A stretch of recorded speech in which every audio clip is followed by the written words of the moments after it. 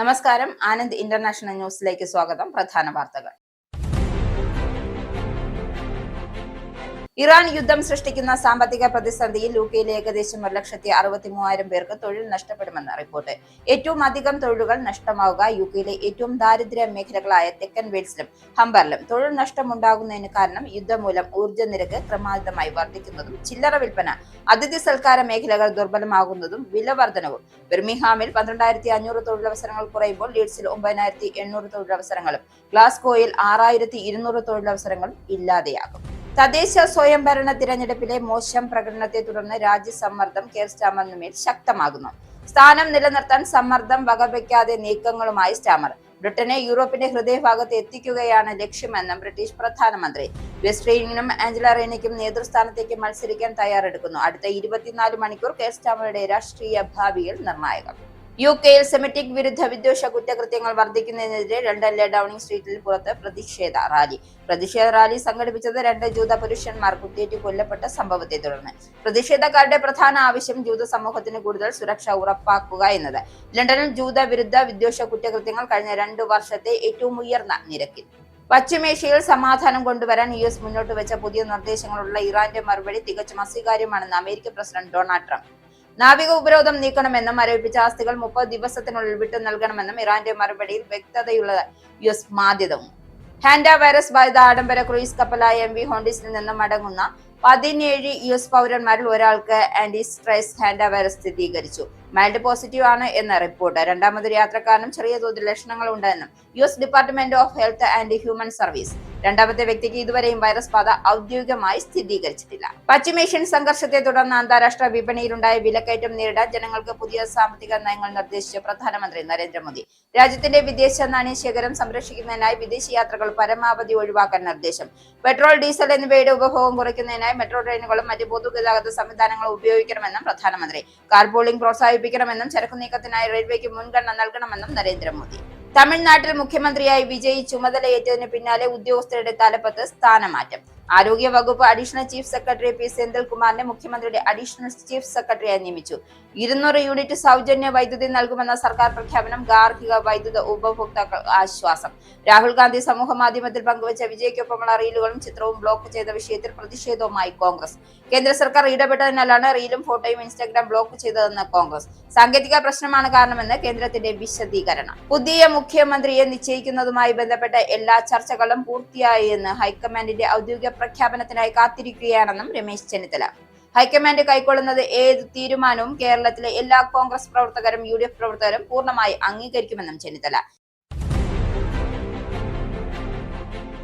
വാർത്തകൾ വിശദമായി. ഇറാൻ യുദ്ധം സൃഷ്ടിക്കുന്ന സാമ്പത്തിക പ്രതിസന്ധിയിൽ യുകെയിൽ ഏകദേശം 1,63,000 പേർക്ക് തൊഴിൽ നഷ്ടപ്പെടുമെന്ന് റിപ്പോർട്ട്. കുറഞ്ഞ വരുമാനമുള്ള പ്രദേശങ്ങളിലായിരിക്കും ഇത് കൂടുതൽ ബാധിക്കുക. ഐറ്റം ക്ലബിൽ പുതിയ പ്രാദേശിക വിശകലനത്തിൽ പറയുന്നത് യുകെയിലെ ഏറ്റവും ദാരിദ്ര്യ മേഖലകളായ തെക്കൻ വെയിൽസിലും ഹംബറിലുമായും ഏറ്റവും അധികം തൊഴിൽ നഷ്ടമാവുക എന്നാണ്. യുദ്ധം മൂലം ഊർജ്ജ നിരക്ക് ക്രമാതീതമായി വർദ്ധിക്കുമെന്നും ഇതിന് പ്രധാന കാരണം. ഈ 2 മേഖലകളിലും ഉൽപാദന മേഖലയെയും കെട്ടിട നിർമ്മാണ മേഖലയെയും അമിതമായി ആശ്രയിക്കുന്ന പ്രദേശങ്ങളാണ്. മധ്യപൂർവേഷ്യയിലെ സംഘർഷങ്ങളുടെ ഫലമായി ഉണ്ടാകുന്ന പ്രവർത്തന ചെലവിൽ ഉണ്ടാകുന്ന വർധനവും വിതരണ ശൃംഖലയിലെ തടസ്സങ്ങളും കാരണം ഈ 2 മേഖലകളിലുമായിരിക്കും ഏറ്റവും അധികം തൊഴിൽ നഷ്ടം ഉണ്ടാവുക എന്നാണ് ഐറ്റം ക്ലബ് റിപ്പോർട്ടിൽ വ്യക്തമാക്കുന്നത്.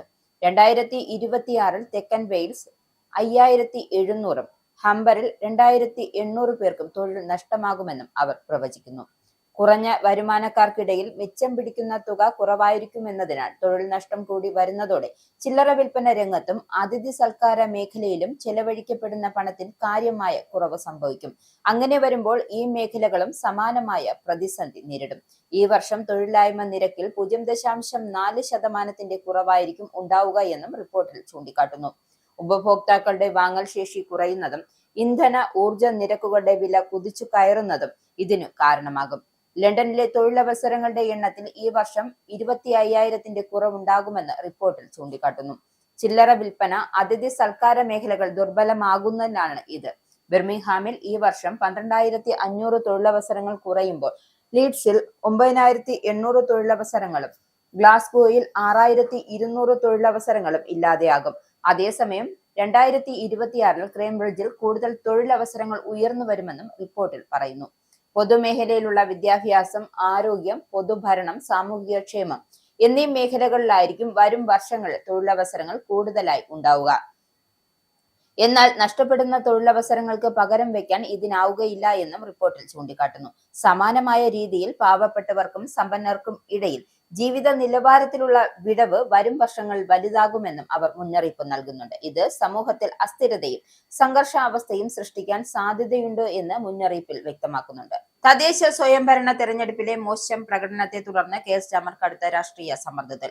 നിലവിലെ സാഹചര്യത്തിൽ ഏകദേശം 40ഓളം ലേബർ എംപിമാർ അദ്ദേഹത്തോട് രാജിവെക്കാൻ ആവശ്യപ്പെട്ടതായി റിപ്പോർട്ട്. അതേസമയം തന്റെ സ്ഥാനം നിലനിർത്താൻ സ്റ്റാമർ ചില നീക്കങ്ങൾ നടത്തുന്നു. വളർച്ച, ഊർജം, പ്രതിരോധം എന്നീ മേഖലകളിൽ പുതിയ കർമ്മ പദ്ധതികൾ തിങ്കളാഴ്ച നടത്തുന്ന പ്രസംഗത്തിലൂടെ അദ്ദേഹം അവതരിപ്പിക്കും. ബ്രിട്ടനെ യൂറോപ്പിന്റെ ഹൃദയഭാഗത്ത് എത്തിക്കുക എന്നതാകും അദ്ദേഹത്തിന്റെ പ്രധാന വാഗ്ദാനം. മുൻ പ്രധാനമന്ത്രി ഗോർഡൻ ബ്രൗൺ, ഹാരിയറ്റ് ഹാർമൻ എന്നിവരെ ഉപദേശകരായി നിയമിച്ചുകൊണ്ട് ഭരണം മെച്ചപ്പെടുത്താനുള്ള ശ്രമത്തിലാണ് അദ്ദേഹം. അതേസമയം വെസ്റ്റ്രീറ്റിലും ആഞ്ചല റീനയും നേതൃസ്ഥാനത്തേക്ക് മത്സരിക്കാൻ തയ്യാറെടുക്കുന്നതായി സൂചനകളുണ്ട്. നിലവിൽ അവർ സ്റ്റാമറെ പരസ്യമായി വെല്ലുവിളിച്ചില്ലെങ്കിലും സാഹചര്യം മാറുകയാണെങ്കിൽ തങ്ങൾ തയ്യാറാണെന്ന സന്ദേശം നൽകുന്നത്. മാഞ്ചസ്റ്റർ മേയർ ആൻഡി ബെൻഹാമിനെ പിന്തുണയ്ക്കുന്നവരും സ്റ്റാമറുടെ മാറ്റത്തിനായി സമ്മർദ്ദം ചെലുത്തുന്നുണ്ട്. ബെൻഹാമിന് പാർലമെന്റിലേക്ക് മടങ്ങിവരാൻ സ്റ്റാമർ അവസരം നൽകണമെന്ന ആവശ്യം ശക്തമാണ്. ലേബർ പാർട്ടിയുടെ വോട്ടുകൾ റിഫോം UK, ഗ്രീൻസ് എന്നീ പാർട്ടികളിലേക്ക് ചോരുന്നത് എംപിമാരെ ആശങ്കപ്പെടുത്തുന്നു. നമ്മൾ ചെയ്യുന്നത് ഫലിക്കുന്നില്ലെന്നും മാറ്റം അത്യാവശ്യമാണ് എന്ന നിലപാടിലാണ് ആഞ്ചല റീനെ പോലുള്ള മുതിർന്ന നേതാക്കൾ. അടുത്ത 24 മണിക്കൂർ കെയർ സ്റ്റാമറുടെ രാഷ്ട്രീയ ഭാവിയിൽ നിർണായകമാകും. UK-യിൽ സെമിറ്റിക് വിരുദ്ധ വിദ്വേഷ കുറ്റകൃത്യങ്ങൾ വർദ്ധിക്കുന്നതിനെതിരെ ആയിരക്കണക്കിന് ആളുകൾ ലണ്ടനിലെ ഡൌണിംഗ് സ്ട്രീറ്റിന് പുറത്ത് പ്രതിഷേധ റാലി നടത്തി. ഏപ്രിൽ 29-ന് വടക്കൻ ലണ്ടനിലെ ഗോൾഡേഴ്സ് ബ്രിഗേഡിൽ 2 ജൂത പുരുഷന്മാർ കൊല്ലപ്പെട്ട സംഭവത്തെ തുടർന്നാണ് റാലി. 30-ലധികം ജൂത സംഘടനകളുടെ പിന്തുണയോടെ നടന്ന standing strong extinction antisemitism എന്ന റാലിയിൽ ആയിരക്കണക്കിന് ആളുകൾ പങ്കെടുത്തു. റാലിയിൽ വിവിധ രാഷ്ട്രീയ പാർട്ടികളുടെ നേതാക്കൾ പങ്കെടുത്തുവെങ്കിലും ജനക്കൂട്ടത്തിന്റെ പ്രതികരണം വ്യത്യസ്തമായിരുന്നു. കൺസർവേറ്റീവ് പാർട്ടി നേതാവ് കെമി ബാഡ്നോക്കും റിഫോം UK ഡെപ്യൂട്ടി നേതാവ് റിച്ചാർഡ് ടൈസും ജനക്കൂട്ടത്തിന്റെ വലിയ പിന്തുണയോടെയാണ് സംസാരിച്ചത്. പ്രതിഷേധക്കാരുടെ പ്രധാന ആവശ്യം ജൂത സമൂഹത്തിന് കൂടുതൽ സുരക്ഷ ഉറപ്പാക്കണമെന്നും ലണ്ടനിലെ വിദ്വേഷ മാർച്ചുകൾ അവസാനിപ്പിക്കണമെന്നുമാണ്. ഇസ്രായേൽ ഗാസ യുദ്ധത്തെ തുടർന്ന് ലണ്ടനിൽ ജൂതവിരുദ്ധ വിദ്വേഷ കുറ്റകൃത്യങ്ങൾ കഴിഞ്ഞ 2 വർഷത്തെ ഏറ്റവും ഉയർന്ന നിരക്കിലാണെന്ന് മെട്രോപൊളിറ്റൻ പോലീസ് കണക്കുകൾ സൂചിപ്പിക്കുന്നു. ഈ റാലിയിൽ രാഷ്ട്രീയക്കാർക്കു പകരം സാധാരണ ജനങ്ങളുടെ സുരക്ഷയ്ക്കും മനുഷ്യാവകാശങ്ങൾക്കും മുൻഗണന നൽകണമെന്ന നിലപാടിലായിരുന്നു പങ്കെടുത്തവരിൽ പലരും. ലേബർ പാർട്ടിയുടെ പാറ്റ് മക്ഫാഡൻ പ്രസംഗിക്കാൻ എത്തിയപ്പോൾ സ്റ്റാമർ എവിടെ എന്ന മുദ്രാവാക്യങ്ങളോടെ ജനക്കൂട്ടം നേരിട്ടത്. ലേബർ പാർട്ടി നേതാവ് കെയർ സ്റ്റാമർ റാലിയിൽ പങ്കെടുക്കാത്തതിനെതിരെ പ്രതിഷേധക്കാർ ആക്രോശിച്ചു. ലിബറൽ ഡെമോക്രാറ്റിക് നേതാവ് എഡ് ഡേവിഡും സമാനമായ രീതിയിൽ കൂക്കുവിളികൾ നേരിടേണ്ടി വന്നു. പാർക്കിംഗ് ബേകൾ ചില പ്രത്യേക ഉദ്ദേശങ്ങൾക്കായി മാറ്റിവെക്കാൻ പ്രാദേശിക കൗൺസിലുകൾക്ക് അധികാരമുണ്ട് എന്ന് അടുത്തിടെ UK സർക്കാർ വ്യക്തമാക്കിയിരുന്നു. മോട്ടബിലിറ്റി അല്ലെങ്കിൽ ബ്ലൂ ബാഡ്ജ് സ്കീമിന് അർഹത നേടുന്ന ബെനിഫിറ്റുകളുടെ മൊബിലിറ്റി കൺസൾമെന്റിന് ലഭിക്കാത്ത പെൻഷൻകാർക്ക് പാർക്കിംഗ് സ്പേസ് അനുവദിക്കുക എന്നത് ഉൾപ്പെടെയുള്ളവ ഇതിൽ ഉൾപ്പെടുന്നുണ്ട്. സ്റ്റേറ്റ് പെൻഷൻ പ്രായത്തിലുള്ളവരും ചലനവുമായി ബന്ധപ്പെട്ട പ്രശ്നങ്ങൾ ഉള്ളവരും എന്നാൽ ഡിസബിലിറ്റി ലീവിംഗ് അലവൻസിന്റെ ഉയർന്ന നിരക്കിലുള്ള ധനസഹായമോ പേഴ്സണൽ ഇൻഡിപെൻഡൻസ് പേയ്മെന്റോ ലഭിക്കാത്തവർക്കുള്ള കൂടിയ ഡിസേബിൾഡ് പാർക്കിംഗ് ബേകൾ അനുവദിക്കാൻ കഴിയുമോ എന്ന് അടുത്തിടെ ലേബർ സോജൻ ജോസഫ് സർക്കാരിനോട് ചോദിച്ചിരുന്നു.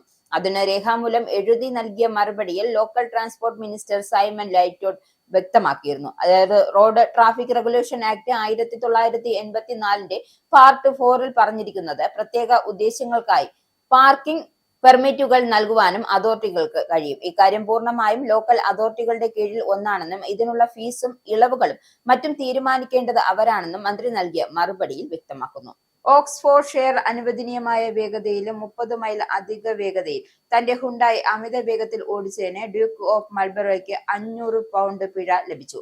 കൂടാതെ 28 ദിവസത്തെ ഡ്രൈവിംഗ് വിലക്കും അദ്ദേഹത്തിന് വിധിച്ചു. സർ വിൻസ്റ്റൺ ചർച്ചിൽ, ഡയാന രാജകുമാരി, കേറ്റ്സ് രാജകുമാരി എന്നിവരുമൊക്കെയായി ബന്ധമുള്ള ചാൾസ് ജെയിംസ് സ്പെൻഡർ ചർച്ചിൽ മണിക്കൂറിൽ 50 മൈൽ വേഗത പരിധിയുള്ള യാംടൺ വൂഡ്സ്റ്റോക്ക് റോഡിൽ മണിക്കൂറുകൾ 80 മൈൽ വേഗതയിലായിരുന്നു വാഹനം ഓടിച്ചത്. 2024 ഒക്ടോബർ 18 ആയിരുന്നു സംഭവം.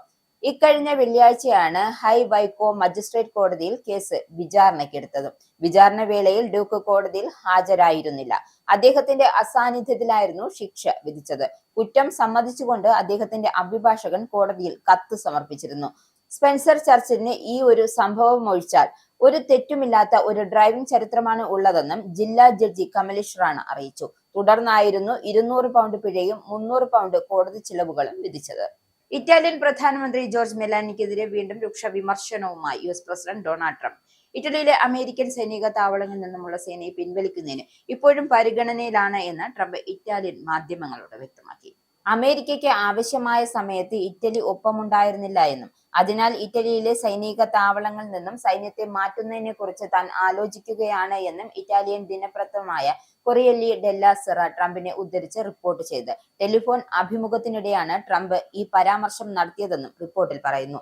അമേരിക്ക ഇസ്രയേൽ നേതൃത്വത്തിലുള്ള ഇറാൻ യുദ്ധത്തെ പിന്തുണയ്ക്കാൻ മെലോനി വിസമ്മതിച്ചതിന് പിന്നാലെയാണ് ട്രംപ് ഇറ്റലിക്കെതിരായി വിമർശനം ശക്തമാക്കിയത്. ട്രംപിന്റെ പ്രസ്താവനയോട് പ്രതികരിച്ച ഇറ്റാലിയൻ പ്രതിരോധ മന്ത്രി ഇത്തരം പരാമർശങ്ങളുടെ യുക്തി മനസ്സിലാകുന്നില്ലെന്നും പറഞ്ഞു. ഹോർമോസ് കടലിടുക്കിൽ മൈൻ നീക്കം ചെയ്യലിനും സമുദ്ര ഗതാഗത സുരക്ഷയ്ക്കുമായി സഖ്യരാജ്യങ്ങളോടൊപ്പം ഇറ്റലി പ്രവർത്തിച്ചു വരികയാണെന്നും ചൂണ്ടിക്കാട്ടി. ഏപ്രിൽ തന്നെ മെലോനിക്കെതിരെ ട്രംപ് ശക്തമായ വിമർശനം ഉന്നയിച്ചിരുന്നു. പോപ്പ് ലിയോയെ ലക്ഷ്യമിട്ട് അമേരിക്കൻ ആക്രമണങ്ങളെ മെലോനി എതിർക്കുകയും ഇറാൻ സംഘർഷത്തിൽ നിന്നും ഇറ്റലി അകലം പാലിക്കുകയുമായിരുന്നു. ട്രംപിന്റെ പരാമർശങ്ങളെ അംഗീകരിക്കാനാവില്ല എന്ന് മെലോനി പറഞ്ഞതിനു മറുപടിയായി അംഗീകരിക്കാത്തത് മെലോനിയെയാണ് എന്നാണ് ട്രംപ് തിരിച്ചടിച്ചത്. ഇറാൻ ഭീഷണിയെ ഗൗരവമായി കാണുന്നില്ലെന്നും തെഹ്റാൻ ആണവായുധം സ്വന്തമാക്കുന്നത് തടയാനുള്ള നീക്കങ്ങളെ പിന്തുണയ്ക്കാൻ മെലോനി തയ്യാറല്ല എന്നും ട്രംപ് ആരോപിച്ചു. ഹോർമോസ് കടലിടുക്കിലെ എണ്ണ വ്യാപാര മാർഗങ്ങളിൽ നിന്നും ഇറ്റലി നേട്ടമുണ്ടാക്കുമ്പോഴും അമേരിക്ക നയിക്കുന്ന സൈനിക നടപടികളെ പിന്തുണയ്ക്കുന്നില്ല എന്നും അദ്ദേഹം വിമർശിച്ചു. അമേരിക്ക ജോലി ചെയ്യട്ടെ, ഇറ്റലി പുറത്തു നിൽക്കട്ടെ എന്ന നിലപാടാണ് മെലാനിയുടേതെന്നും ട്രംപ് ആരോപിച്ചു. നാറ്റോയോടുള്ള മെലാനിയുടെ പ്രതിബദ്ധതയും അമേരിക്കയുടെ ഇറാൻ നയത്തെ പിന്തുണയ്ക്കുന്നതിനുള്ള മടിയും ട്രംപ് ചോദ്യം ചെയ്തു. ഇറാൻ വിഷയത്തിൽ ഇറ്റലി ജാഗ്രതയോടെയുള്ള സമീപനമാണ് സ്വീകരിച്ചതെന്നും അമേരിക്കയും ഇസ്രയേലും നയിക്കുന്ന സൈനിക നടപടികൾ പങ്കെടുക്കില്ലെന്നും പ്രധാനമന്ത്രി ജോർജ് മെലോനി വ്യക്തമാക്കിയിരുന്നു. പശ്ചിമേഷ്യയിൽ സമാധാനം കൊണ്ടുവരാൻ US മുന്നോട്ട് വെച്ച ഏറ്റവും പുതിയ നിർദ്ദേശങ്ങളോടുള്ള ഇറാന്റെ മറുപടി തികച്ചും അസ്വീകാര്യമാണെന്ന് അമേരിക്കൻ പ്രസിഡന്റ് ഡൊണാൾഡ് ട്രംപ്. ഇറാന്റെ പ്രതികരണം വായിച്ചെന്നും അത് തനിക്ക് ഇഷ്ടപ്പെട്ടില്ലെന്നും ട്രംപ്. ട്രൂത്ത് സോഷ്യലിലൂടെ ആയിരുന്നു ട്രംപിന്റെ പ്രതികരണം. US മുന്നോട്ട് വെച്ച നിർദ്ദേശങ്ങളിൽ ചർച്ചകളിൽ മധ്യസ്ഥരായ പാകിസ്ഥാൻ വഴിയാണ് ഇറാൻ മറുപടി നൽകിയത്. ഇറാന്റെ പ്രതിനിധികൾ എന്ന് വിളിക്കപ്പെടുന്നവരുടെ പ്രതികരണം വായിച്ചു. എനിക്ക് അത് ഇഷ്ടപ്പെട്ടില്ല, തികച്ചും അസ്വീകാര്യമാണെന്നും ട്രംപ് കുറിച്ചു. ഇറാന്റെ മറുപടിയിലെ വിശദാംശങ്ങൾ ട്രംപ് വെളിപ്പെടുത്തിയിട്ടില്ല. ഇറാന്റെ പ്രതികരണം ലഭിച്ചതിന് പിന്നാലെ ട്രംപ് ഇസ്രായേൽ പ്രധാനമന്ത്രി ബെഞ്ചമിൻ നെതന്യാഹു ഫോണിൽ ചർച്ച നടത്തി. ഇറാനിലെ സമ്പുഷ്ടീകരിച്ച യുറേനിയം എടുത്തുമാറ്റാതെ യുദ്ധം അവസാനിക്കില്ല എന്ന് ഇതിനു മുമ്പായി നെതന്യാഹു പറഞ്ഞിരുന്നു. യുറേനിയം സമ്പുഷ്ടീകരണ കേന്ദ്രങ്ങൾ ഇനിയും തകർക്കാനുണ്ടെന്നും അദ്ദേഹം കൂട്ടിച്ചേർത്തു. തന്റെ അഭിപ്രായം തന്നെയാണ് US പ്രസിഡന്റ് ഡൊണാൾഡ് ട്രംപിനുമുള്ളതെന്നും നെതന്യാഹു അവകാശപ്പെട്ടു. എന്നാൽ യുറേനിയം നീക്കം ചെയ്യുന്നതടക്കമുള്ള US നിർദ്ദേശങ്ങൾ ഇറാൻ തള്ളിയതായാണ് വിവരം. നാവിക ഉപരോധം നീക്കണമെന്നും മരവിപ്പിച്ച ആസ്തികൾ 30 ദിവസത്തിനുള്ളിൽ വിട്ടു നൽകണമെന്നും ഇറാന്റെ മറുപടിയിലുണ്ട് എന്ന് US മാധ്യമങ്ങൾ റിപ്പോർട്ട് ചെയ്തു. ഹാൻഡ വൈറസ് ബാധിത ആഡംബര ക്രൂയിസ് കപ്പലായ MV ഹോൾഡിസിൽ നിന്നും മടങ്ങുന്ന 17 US പൗരന്മാരിൽ ഒരാൾക്ക് ആന്റിഡൽ സ്ട്രെയിൻ ഹാൻഡ വൈറസ് സ്ഥിരീകരിച്ചു. മൈൽഡ് പോസിറ്റീവ് ആണ് എന്നാണ് റിപ്പോർട്ട്. രണ്ടാമതൊരു യാത്രക്കാരനും ചെറിയ തോതിൽ ലക്ഷണങ്ങളുണ്ടെന്നും US department of health and human service ഞായറാഴ്ച വ്യക്തമാക്കി.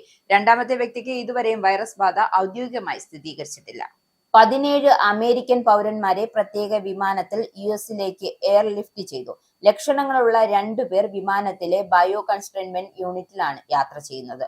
ലക്ഷണമുള്ള ഒരു യാത്രക്കാരനെ നെബ്രാസ്ക സർവകലാശാല മെഡിക്കൽ സെന്ററിലെ ASPR regional emerging special pathology treatment centre ചികിത്സാ കേന്ദ്രത്തിലേക്കും രണ്ടാമത്തെ വ്യക്തിയെ മറ്റൊരു RESPTC കേന്ദ്രത്തിലേക്കും കൊണ്ടുപോകുമെന്നും HHS വ്യക്തമാക്കി. US-ൽ എത്തിയ ശേഷം ഓരോരുത്തരുടെയും ആരോഗ്യനില വിലയിരുത്തി ചികിത്സ നൽകും.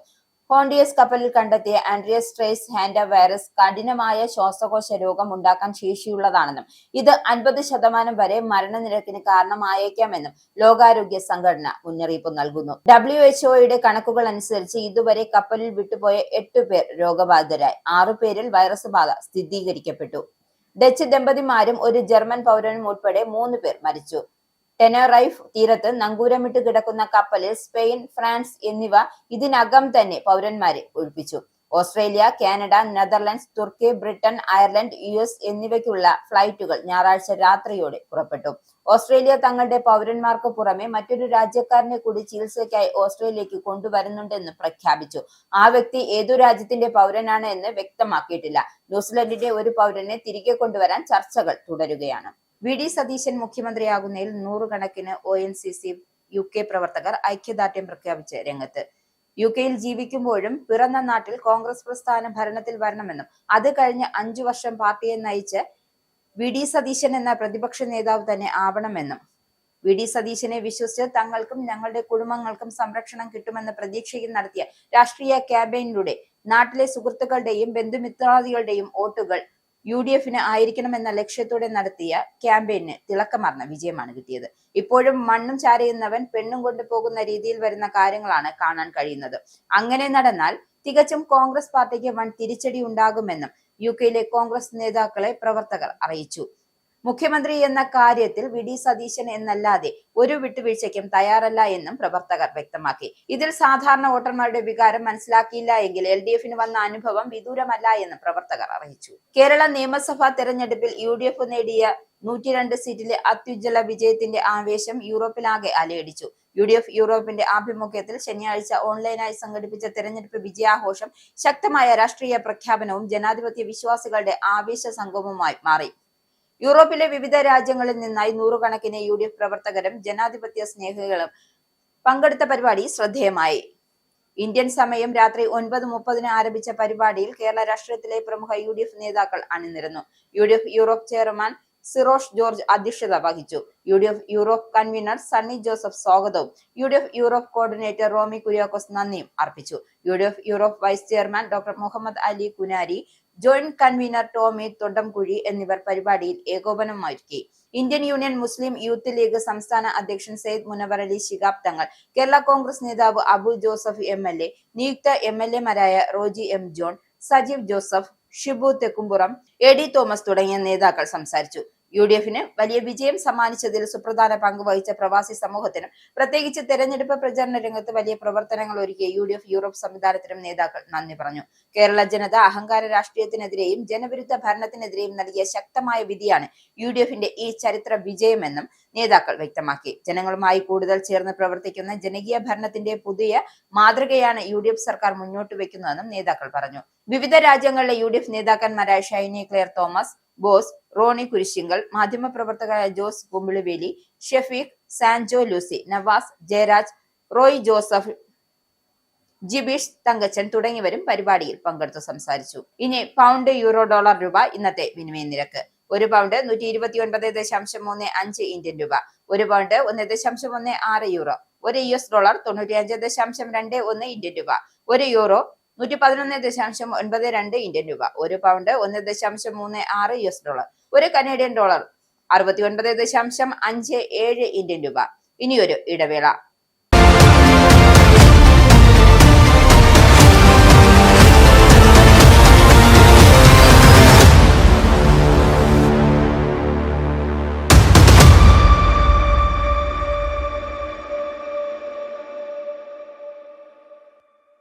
വീണ്ടും വാർത്തകളിലേക്ക്. ലോക്സഭയിലെ പ്രതിപക്ഷ നേതാവ് രാഹുൽ ഗാന്ധി സമൂഹ മാധ്യമങ്ങളിൽ പങ്കുവച്ച വിജയ്ക്കൊപ്പമുള്ള റീലും ചിത്രവും ബ്ലോക്ക് ചെയ്ത വിഷയത്തിൽ പ്രതിഷേധവുമായി കോൺഗ്രസ്.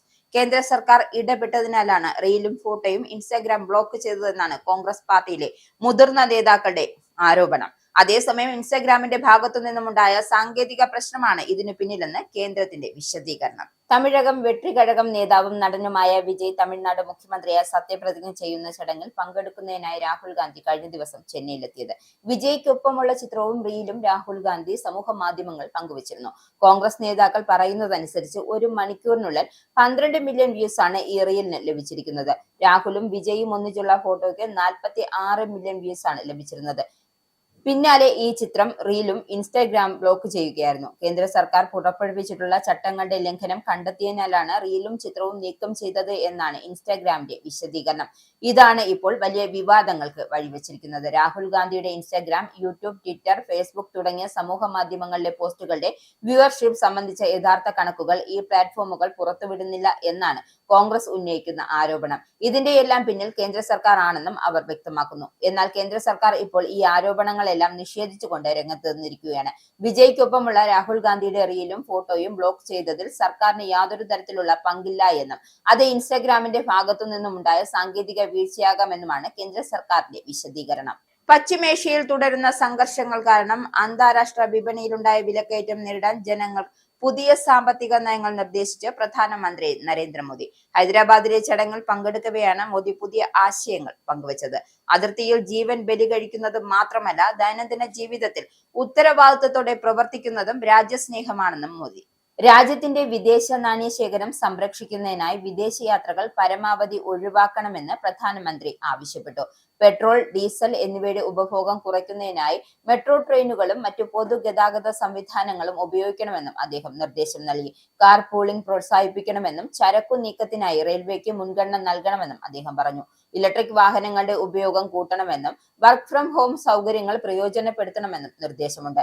കൂടാതെ അടുത്ത ഒരു വർഷത്തേക്ക് അത്യാവശ്യമല്ലാത്ത സ്വർണം വാങ്ങുന്നത് ഒഴിവാക്കണമെന്നും ജനങ്ങളോട് അഭ്യർത്ഥിച്ചു. ഭക്ഷ്യ എണ്ണയുടെ ഉപയോഗം കുറയ്ക്കുന്നത് രാജ്യത്തിന്റെ സാമ്പത്തിക ഭദ്രതയ്ക്കും ജനങ്ങളുടെ ആരോഗ്യത്തിനും ഗുണകരമാണെന്നും മോദി ചൂണ്ടിക്കാട്ടി.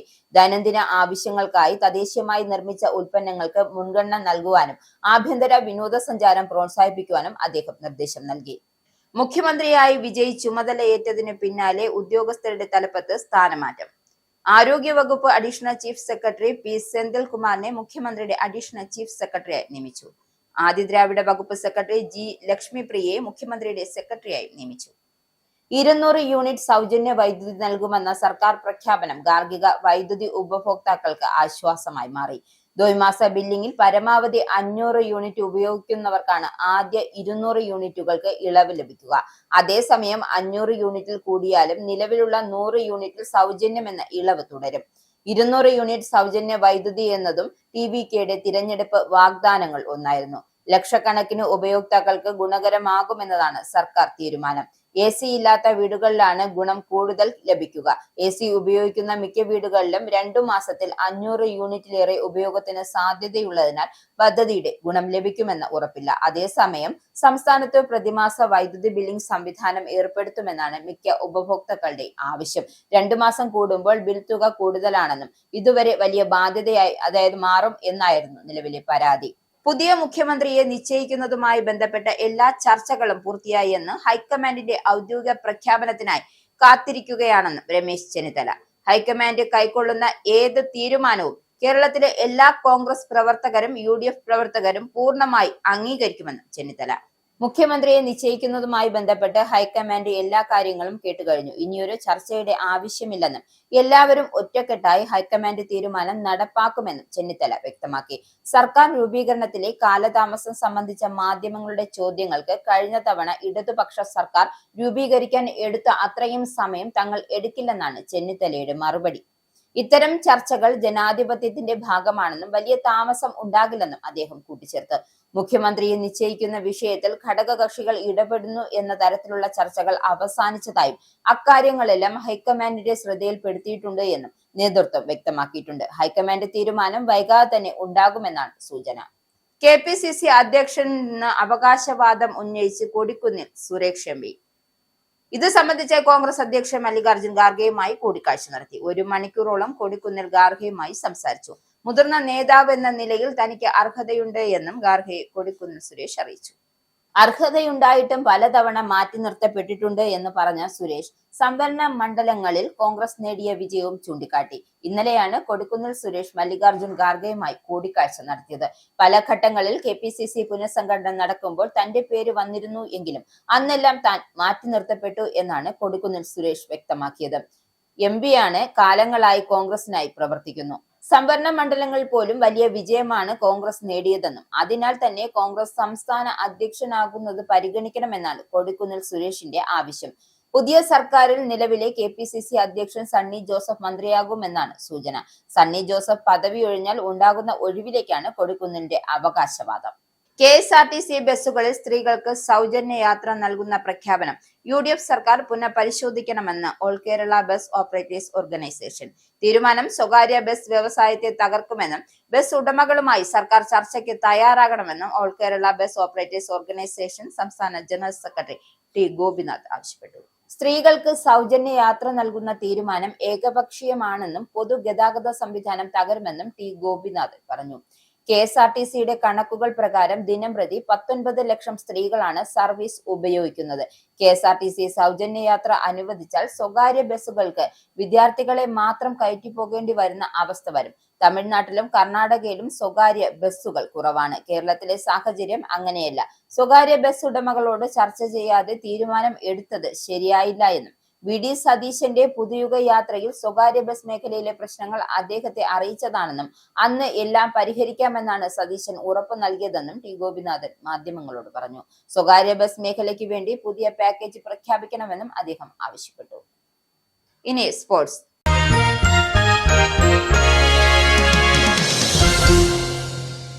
IPL ഇന്നലെ നടന്ന നിർണായക മത്സരത്തിൽ മുംബൈ ഇന്ത്യൻസിനെ തകർത്ത റോയൽ ചലഞ്ചേഴ്സ് ബംഗളൂരു പോയിന്റ് പട്ടികയിൽ 1-ാം സ്ഥാനത്തോടെ എത്തി. പ്ലേ ഓഫ് ബർത്തിനായി മത്സരം കൂടുതൽ സങ്കീർണമായി.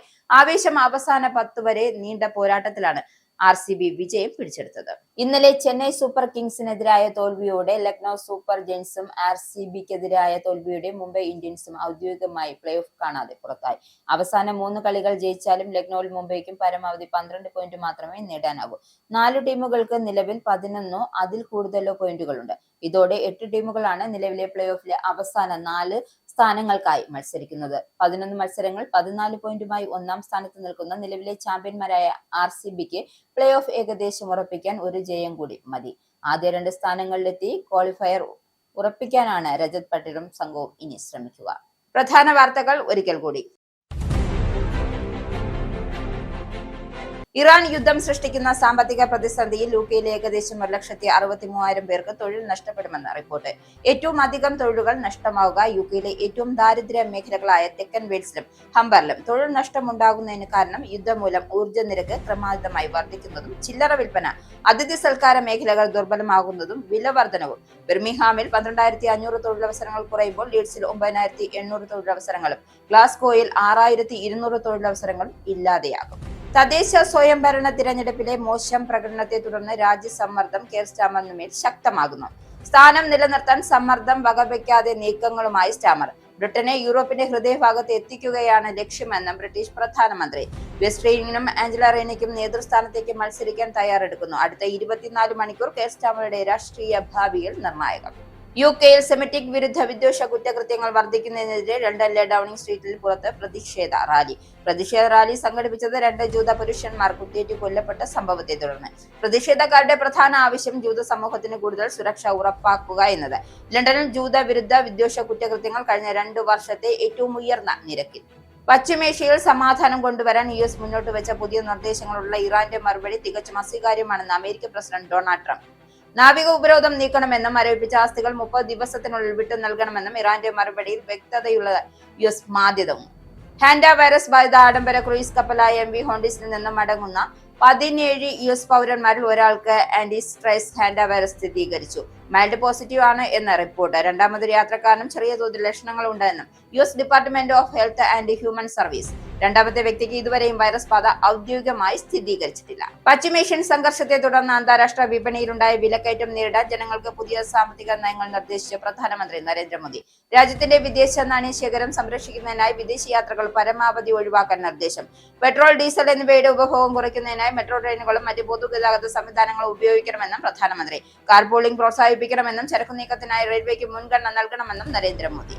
തമിഴ്നാട്ടിൽ മുഖ്യമന്ത്രിയായി വിജയ് ചുമതലയേറ്റതിന് പിന്നാലെ ഉദ്യോഗസ്ഥരുടെ തലപ്പത്ത് സ്ഥാനമാറ്റം. ആരോഗ്യ വകുപ്പ് അഡീഷണൽ ചീഫ് സെക്രട്ടറി പി സെന്തിൽകുമാറിനെ മുഖ്യമന്ത്രിയുടെ അഡീഷണൽ ചീഫ് സെക്രട്ടറിയായി നിയമിച്ചു. 200 യൂണിറ്റ് സൗജന്യ വൈദ്യുതി നൽകുമെന്ന സർക്കാർ പ്രഖ്യാപനം ഗാർഹിക വൈദ്യുത ഉപഭോക്താക്കൾ ആശ്വാസം. രാഹുൽ ഗാന്ധി സമൂഹ മാധ്യമത്തിൽ പങ്കുവച്ച വിജയ്ക്കൊപ്പമുള്ള റീലുകളും ചിത്രവും ബ്ലോക്ക് ചെയ്ത വിഷയത്തിൽ പ്രതിഷേധവുമായി കോൺഗ്രസ്. കേന്ദ്ര സർക്കാർ ഇടപെട്ടതിനാലാണ് റീലും ഫോട്ടോയും ഇൻസ്റ്റാഗ്രാം ബ്ലോക്ക് ചെയ്തതെന്ന് കോൺഗ്രസ്. സാങ്കേതിക പ്രശ്നമാണ് കാരണമെന്ന് കേന്ദ്രത്തിന്റെ വിശദീകരണം. പുതിയ മുഖ്യമന്ത്രിയെ നിശ്ചയിക്കുന്നതുമായി ബന്ധപ്പെട്ട എല്ലാ ചർച്ചകളും പൂർത്തിയായി എന്ന് ഹൈക്കമാൻഡിന്റെ ഔദ്യോഗിക പ്രഖ്യാപനത്തിനായി കാത്തിരിക്കുകയാണെന്നും രമേശ് ചെന്നിത്തല. ഹൈക്കമാൻഡ് കൈക്കൊള്ളുന്നത് ഏത് തീരുമാനവും കേരളത്തിലെ എല്ലാ കോൺഗ്രസ് പ്രവർത്തകരും UDF പ്രവർത്തകരും പൂർണ്ണമായി അംഗീകരിക്കുമെന്നും ചെന്നിത്തല. ഈ ബുള്ളറ്റിൻ ഇവിടെ സമാപിക്കുന്നു. നന്ദി, നമസ്കാരം.